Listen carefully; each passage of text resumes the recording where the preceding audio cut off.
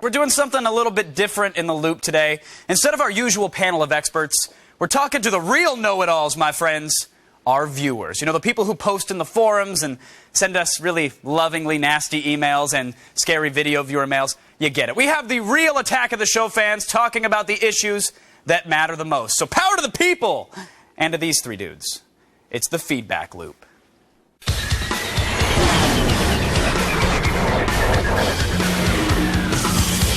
Oh, there was some electricity there. Joining us tonight, all actual Attack of the Show fans, we kid you not, from Lansing, Michigan. You know him as Captain Smee.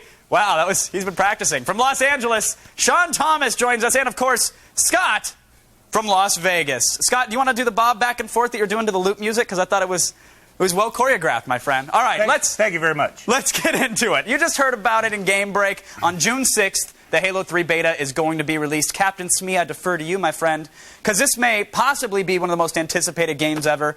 What are you hoping to get out of the test? I know you're excited. I've been reading your blog. Oh, I'm hoping to get absolutely nothing out of this. It's not even on my radar screen, to be honest with you. There are so many other actual games coming out before Halo 3 comes out that I'm not even concerned about a beta testing that's happening next month. I'm sorry, it's just not there. Captain, do you believe you're alone in that, though? Probably. I probably just offended a ton of viewers out there for your show, but that's the way I feel. Scott from Las Vegas, you look offended. Well, Crackdown came out with 500,000 people right out of the gate. That's got to be a lot due to the beta.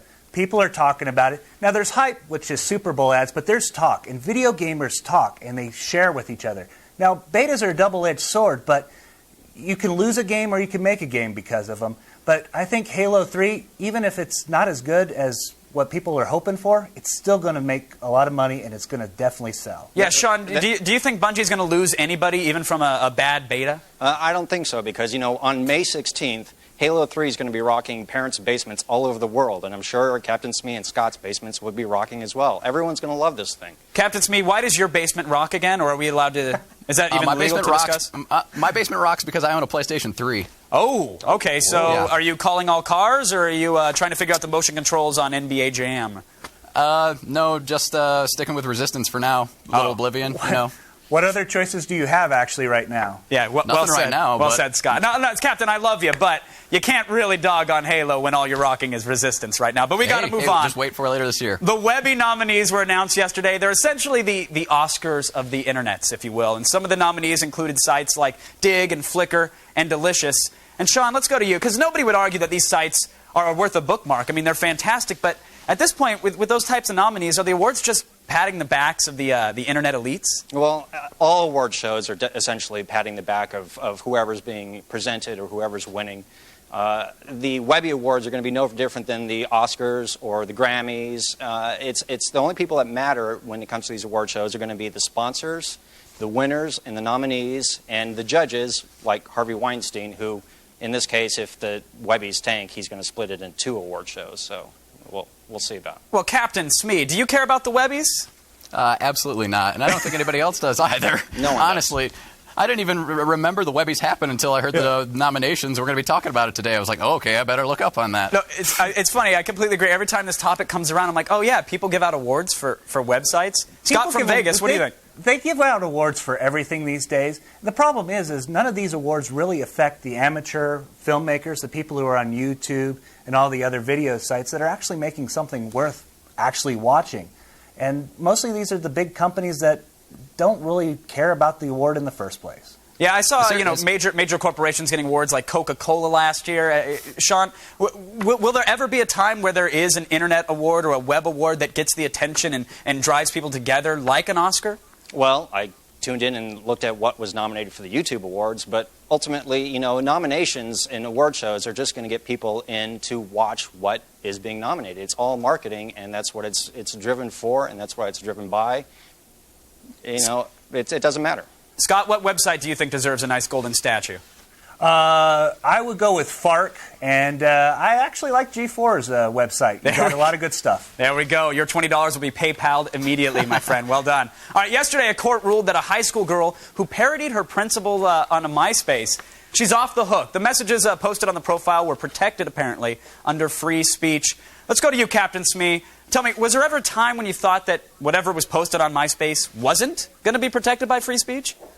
I don't know. If you actually look at their terms and policies, they're pretty protective on what they don't want on their site. They specifically say anything you post, you are specifically responsible for, and we want nothing to do with. So they're kind of protecting themselves, and so it looks like it's a free reign. Just, hey, we're letting you have this page. You go do what you want. But if you post something that gets you in trouble, you're liable for it.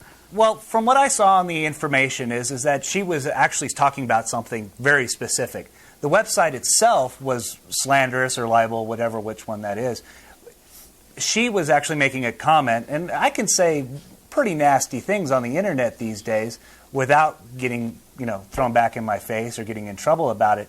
What she did was the way she said it kind of went on the fence. The problem is that when it comes back to her school, they can do a lot worse things to her than even the law would. Sure. But the problem is, it doesn't matter. She didn't do this at school, and she didn't do this on a school computer. So she has the free speech right to do and say as she wishes. And ultimately, this was thrown back out of court, and she won the case as it was overturned. Actually, as I had a very wise teacher once tell me that schools are not democracies. They're social dictatorships. And nowadays, we're seeing schools judging more on what kids are doing out of school than what they are doing in school. True, but it's still nice to know that at the end of the day, MySpace is going to remain a public corkboard that you can't get in trouble for push-pinning something nasty about somebody else. If not, until somebody like goes down. Until somebody like Google buys it. True. Well, that's a whole other loop topic for another day. I want to end this talking about iTunes and Microsoft. Finally, the big guys are starting to offer music that's DRM-free.